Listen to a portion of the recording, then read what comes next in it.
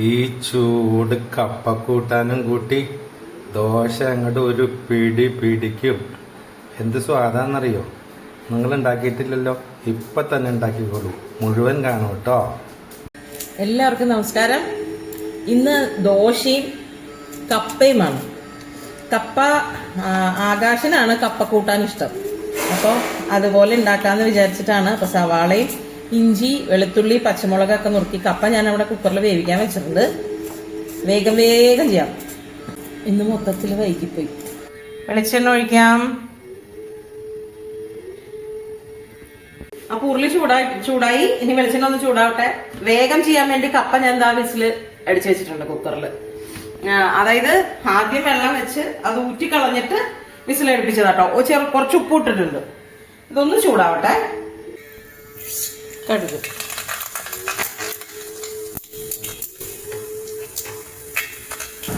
പൊട്ടട്ടങ്ങനെ പൊട്ടട്ടെ, കടുകങ്ങനെ പൊട്ടട്ടെ.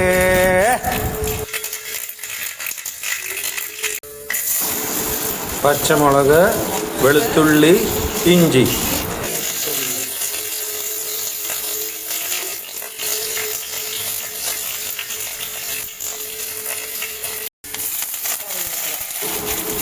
കറിവേപ്പില. സവാള ചേർക്കാം. സവാള ഞാൻ ഒരു പച്ചമുളക് എടുത്തിട്ട് കാരണം മുളക് പൊടി ചേർക്കണ്ട്. ഇതിനനുസരിച്ചിട്ട് ചേർക്കാം.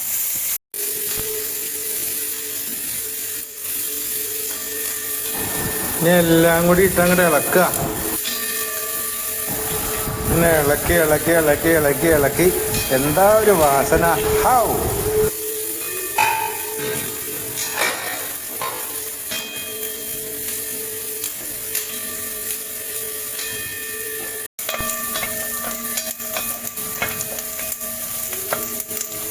മഞ്ഞൾപ്പൊടി, മുളക് പൊടി. മഞ്ഞൾപ്പൊടിയുടെ ഒക്കെ ഒരു പച്ചവാസന ഉണ്ടാവുള്ളൂ. അതൊന്ന് പോയാൽ മതി. സിമ്പിൾ സാധനം. ഈ ഗരം മസാലയുടെ ഫ്ലേവർ ഇഷ്ടമുള്ളവർക്ക് ഇടാം കേട്ടോ. ഇവിടെ പക്ഷെ അതൊന്നും ഇഷ്ടമല്ല. ഇനി നമുക്ക് കപ്പ ചേർക്കാം.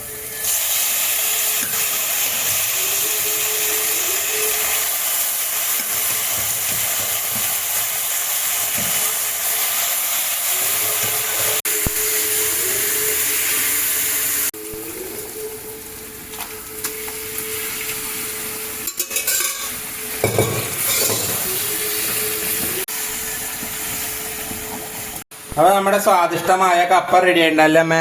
ഇനി ദോശയും കൂടെ ഉണ്ടാക്കാം. ദോശയോ ഇഡ്ഡലിയോ എന്ത് വേണമെങ്കിലും. അപ്പൊ ഇത്രയുള്ള പരിപാടി. അപ്പൊ അടുത്ത വീഡിയോ ആയിട്ട് നാളെ കാണാം. അതുവരെ നമസ്തേ.